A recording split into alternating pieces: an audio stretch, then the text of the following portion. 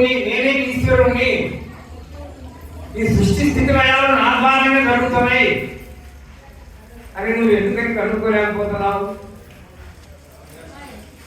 ఇంకెవరన్నా ఉన్నాడా భగవంతుడు వేరేగా? భగవంతుడు వేరే లేడు, నువ్వే సృష్టికి వచ్చావు, నువ్వే ఈ సృష్టిలో ఉంటున్నావు, పోషక కర్తవు కూడా నువ్వే, మరి లయం చేసుకునేది కూడా నువ్వే. ఇంకా గురు బ్రహ్మ, గురు విష్ణు, గురు దేవో మహేశ్వర, గురు సాక్షాత్ పరం బ్రహ్మ, తస్మై శ్రీ గురవే నమః. గురువు నువ్వే కదా, ఆ పరబ్రహ్మవు నువ్వే కదా. మరి మనకి ఎందుకని అర్థం కావడం లేదంటే మన గురువు లేడు, అందుకని అర్థం కావడం లేదు. గురువు ఉంటే ఇది మొత్తం చెప్తాడు, ఎందుకంటే నువ్వు నశ్వరమైన దేహానికి కాదు, నువ్వు పరబ్రహ్మవు అని ఆయన హస్తమస్తక సంయోగం చేస్తాడు ఆయన. మరి నీ గురువేడిని ఆయన చేయడానికి నువ్వు గురువు దగ్గర మనసు నిలిపింది ఎక్కడ? ఇదిగో ఇక్కడ చెప్పబడింది, మరే శ్లోకాలు రాశారు.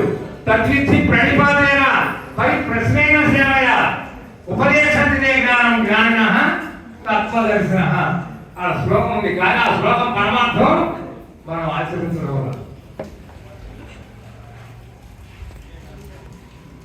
మనకు భగవంతుడు ఏం తెలియబడతాడు? ఇక భగవంతుడు కాశీ పోతావా, రామేశ్వరం వెళ్తావా, శ్రీశైలం వెళ్తావా, కొండ పోతావా?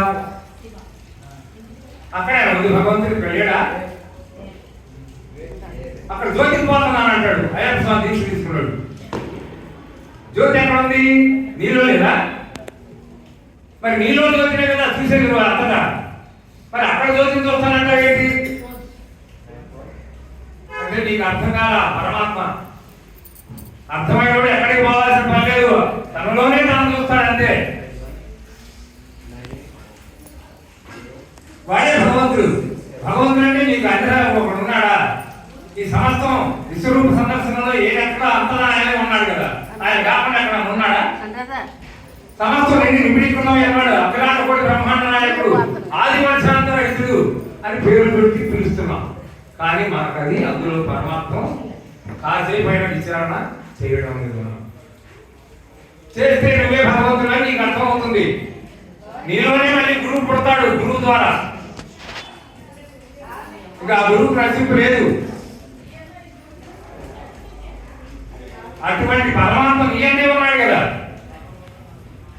మరి నువ్వు ఎప్పుడైనా విచారణ చేసావా? ఆత్మానాత్మ విచారణ చేసావా?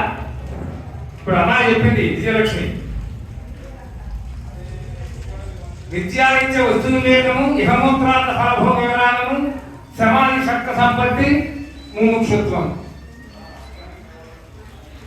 దుర్లభం త్రయమే వైద్యత్ దైవానుగ్రహ హేతుకం, మనుష్యత్వం, ముముక్షుత్వం, మహాపురుష సంశ్రయ. నువ్వు మానవ జన్మించావు, కానీ నీకు నేను ఈ శరీరం ఉండగానే ఆ పరమాత్మను తెలుసుకోవాలి, ఆ పరమాత్మలో లయం కావాలి అనే కాంక్ష ఏదైతే ఉందో దాన్నే ముముక్షుత్వము అంటారు.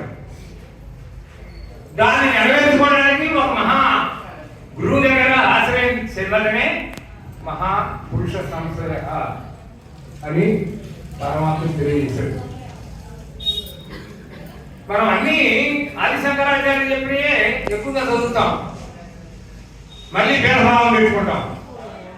ఆయన అద్వైతం అంటే ఆయనకు అసలు తెలియదు అంట, ఈయనకు తెలుసు. ఆయనకు తెలియదు, ఈయనకు తెలుసు. ఇది ఇక్కడ ఉన్న వివాదం. పరమాత్మ సర్వత్ర వ్యాపించి ఉన్నాడు అని తెలుసుకున్న తర్వాత ఇది తెలియదు ఏంటి? ఇంకేమైనా తెలియనట్టు ఉంటుందా? సమస్తం ఆయనే కదా, అంతటా ఆయనే కదా ఉంది. ఆయన అపకారం చేసుకుంటాడా? ఇప్పుడు మీరంతా ఎవరు? ఆ పరమాత్మ బిడ్డలేనా? ఆ పరమాత్మ స్వరూపమేనా కాదా? మరి నీకు నేను ఏ విధంగా అపకారం చేయాలి అనే జ్ఞానం తెలుసుకుంటే చాలు. పరహితమై ఫలించును, పరహితమై పాలకుడు, పాలన పిండును, తరువులు, నదులు, గోవులు.